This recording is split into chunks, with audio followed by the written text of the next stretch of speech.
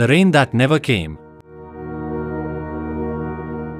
The village of Sundarpur had not seen rain in over 2 years. The earth had cracked, the rivers had dried, and the once green fields had turned into stretches of dust. Farmers looked up at the sky with pleading eyes, but the clouds remained absent. And among them was Gopal, an old farmer whose fields had once been his pride. Now, they were nothing but lifeless soil. Still, every morning, before the sun rose, Gopal walked to his field and dug.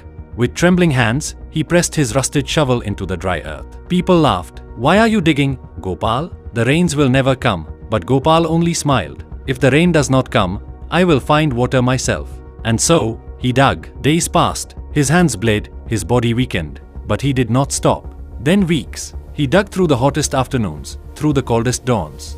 Even when his neighbors called him mad, even when his own family told him to rest, Gopal kept digging. But the well remained dry. And one day, exhausted and heartbroken, Gopal collapsed beside the pit he had dug. Tears burned his eyes. For the first time, he whispered, "Maybe they were right. Maybe the rain will never come." That night, as he lay awake in his small hut, a soft knock came at his door. It was a little boy from the village, holding a clay pot of water. "For you?" the boy said shyly. "I saw you digging every day. I thought you might be thirsty." Gopal sat up, startled. Behind the boy, a group of villagers stood in the dark, carrying their own pots of water. "We have a little left in our wells," said one. "Not much, but enough to share." Gopal looked at them, men, women, and children, holding water they could barely spare. And suddenly, he understood. The rain had already come, not from the sky, but from the kindness of people.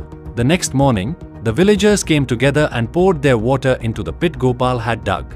And as the days passed, the pit became a well, small, but deep enough to sustain them.